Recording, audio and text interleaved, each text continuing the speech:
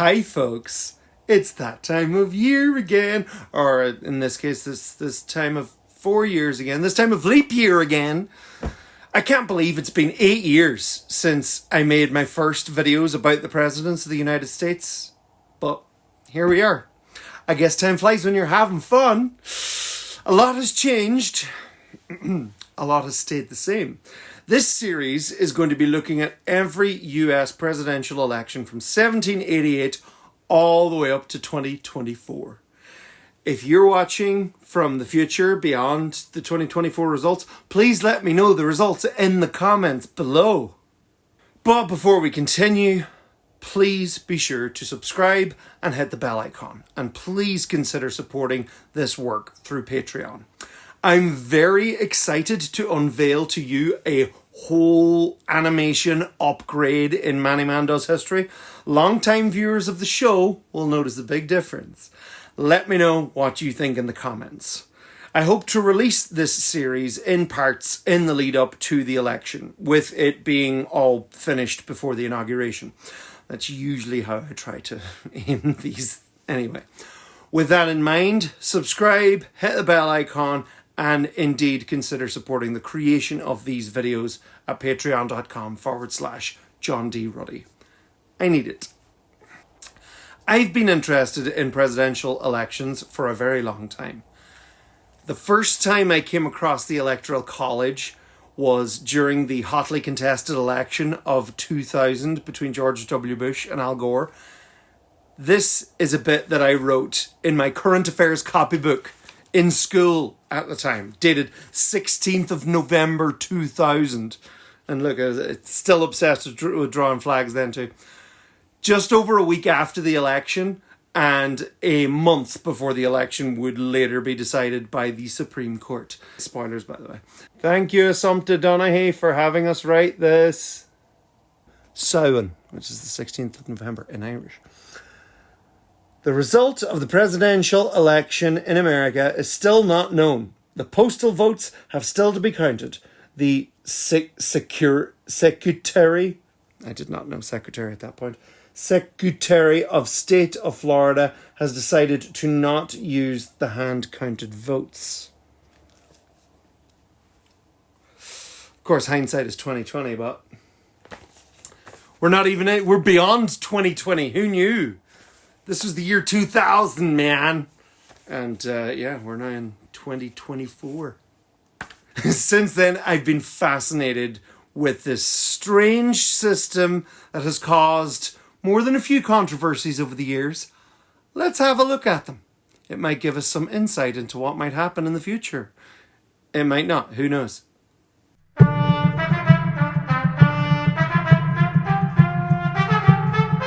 Manny Man does history.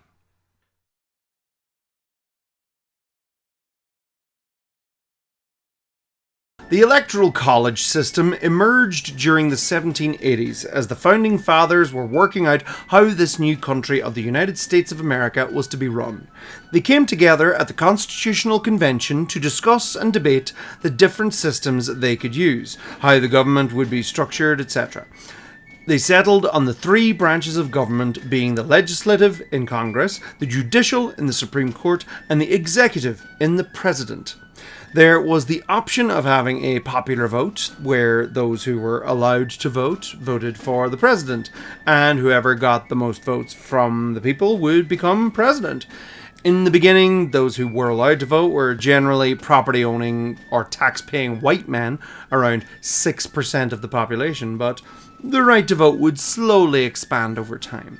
The popular vote was not so popular amongst smaller populated states such as Rhode Island or Delaware, as the larger states would seemingly dictate who was the president. Another even bigger factor in rejecting the popular vote system was the slave states of the South didn't want slavery to be tampered with by the more populous North. They had already come up with the 3/5 compromise, which allowed for enslaved people to count as 3/5 of a person when it comes to political representation. Not that they could vote or anything, it just gave the South an extra bonus to bolster their political power.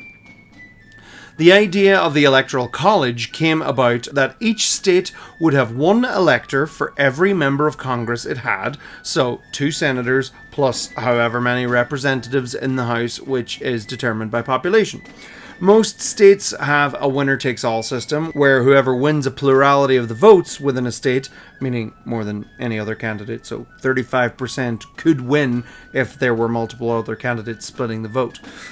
Electors could not be members of Congress, but generally had to pledge who they would vote for in advance.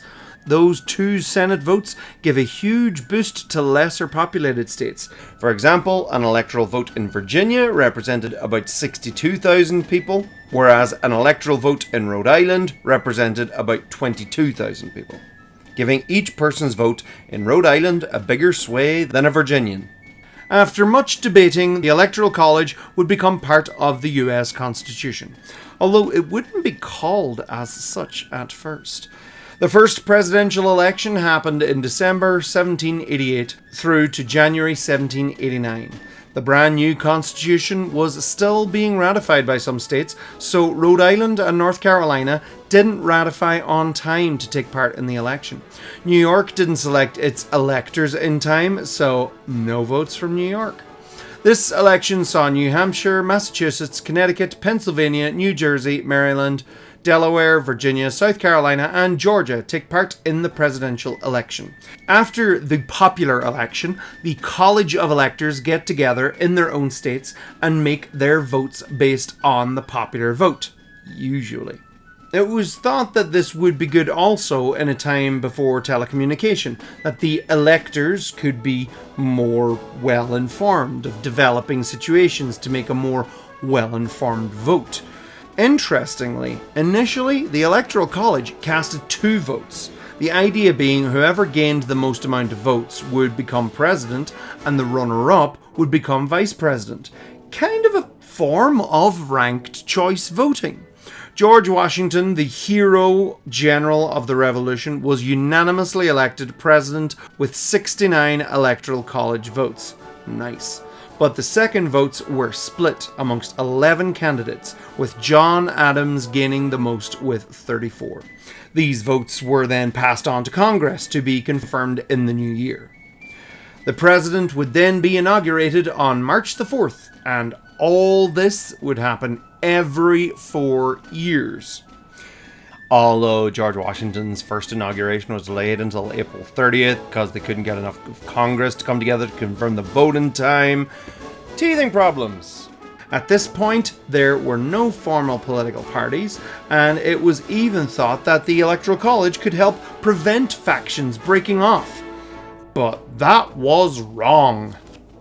There emerged the Federalists, who, simply put, believed in more government and interconnectivity across the various states. But many opposed this view that states should have the rights to govern themselves and not be dictated to, a position held strongly by the southern slave states. These anti-federalists would coalesce into the Democratic Republicans. Washington himself did his best to remain independent above the parties, while owning 317 human beings. The election of 1792 saw Washington once again be unanimously elected president. John Adams was given more of a run for his money this time as the Democratic Republicans put forward George Clinton to oppose him. Adams still won vice president by 27 votes. New York selected their electors in time this time, so this was their first presidential election to vote along with Vermont, which had separated from New York, Rhode Island, Kentucky, and North Carolina.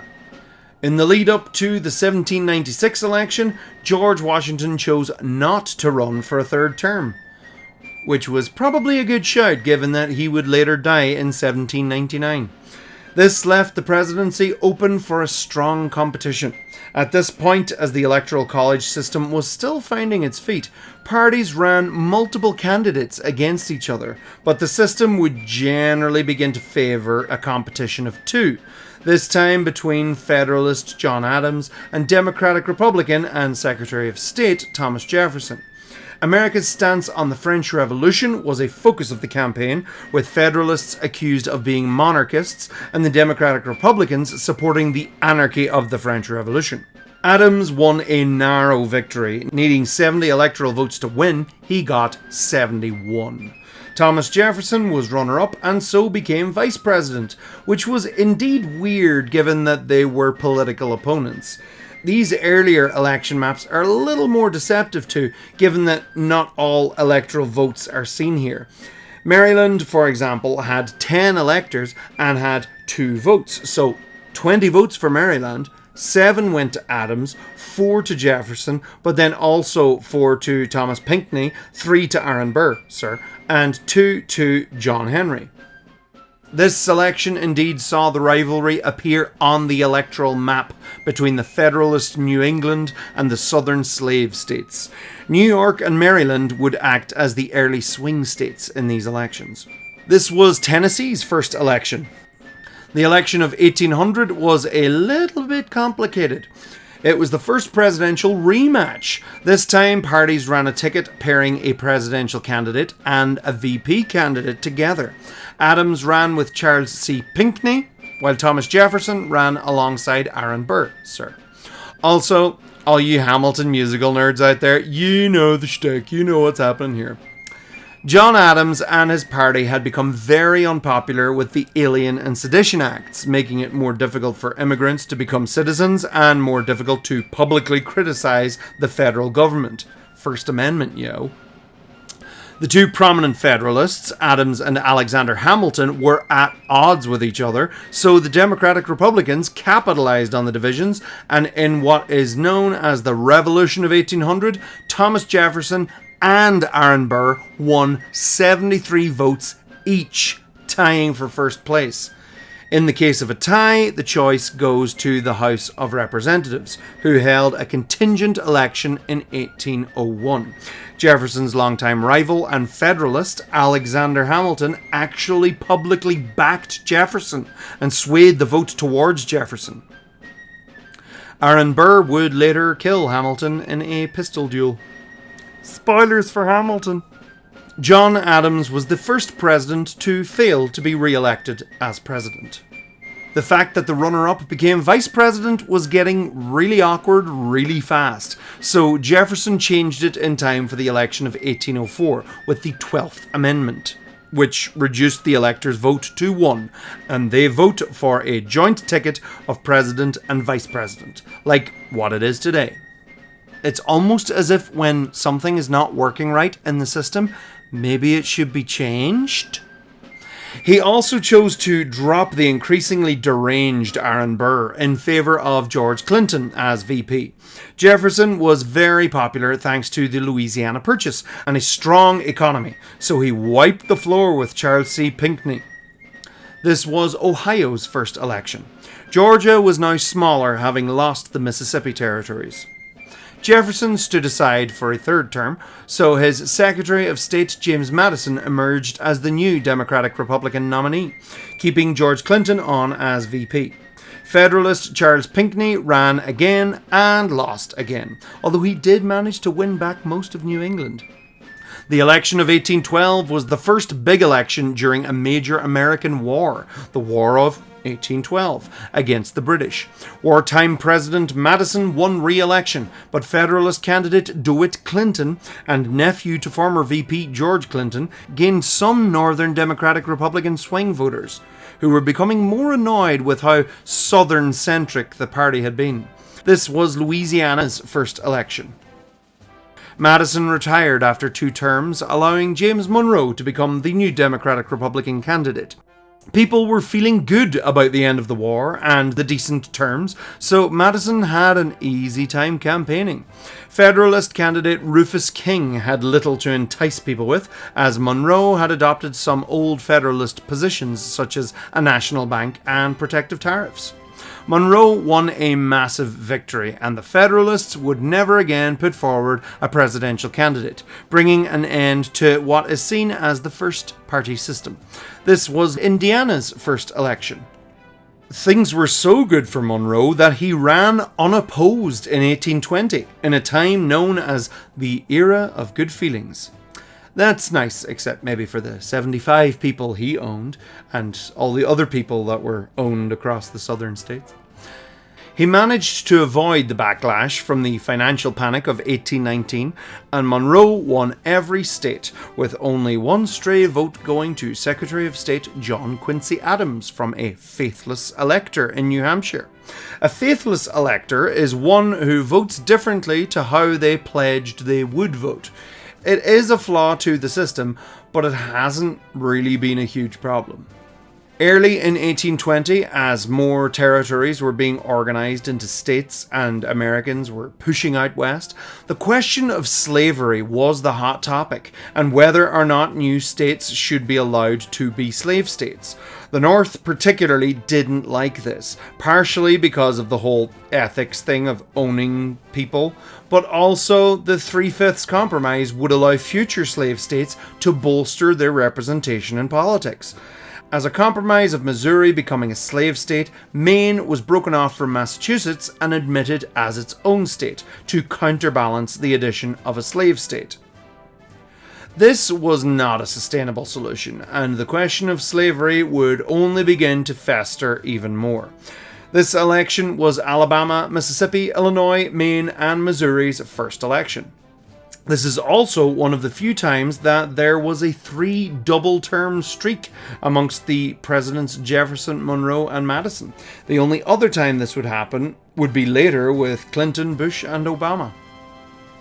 Never again after Monroe would a candidate run unopposed, and the election of 1824 would certainly make up for the simplicity of 1820. But that we can save for part 2.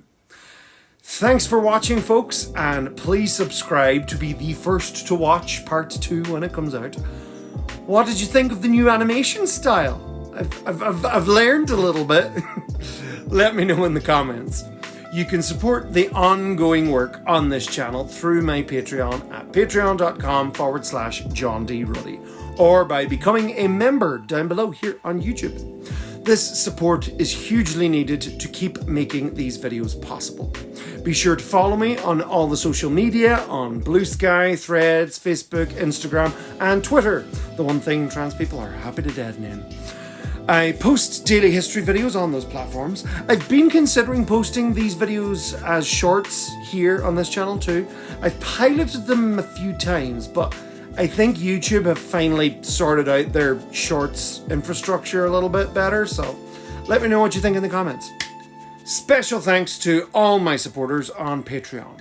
David B, Plays Skippy, Brian Gitman, Catherine Ellis, Majestic Firebird, Mr. D, Katrina Geard, Alfrant, Darren Jacob, Francisco Martinez, Gary Oshie, GL McCluskey, Jamar McQueen, Jesse Pullman, La Prey Shea Queen Vara, Martin Voss, Mike Wise, Rena McNeil, Roberto, Katrina Mullen, Matophobia, Judy Friesen, Chair DJ, Marcus Booker, Bianca, James Ruddy, Shayla Mariash, Alex, Anil, Brian, Kanku, Carl D. Manry, Colton Sayer, Deanna Boone, Dylan Burns, Flora Jane Simpson, Gary Spinrad, Gretchen Sand, Jefferson Yates, John Francis Vey, Joseph Stranad, Catherine Gilks, Keel Adam, Kilroy McNalsty, Max Schmidt, Michael Pleze, Monday Rico, Mr. Easy Play 2, Mycroft, Myth Nguyen,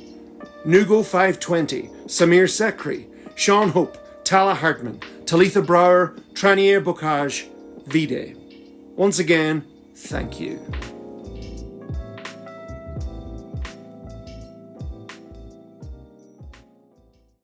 Oh, and look, the UK was in the European Union.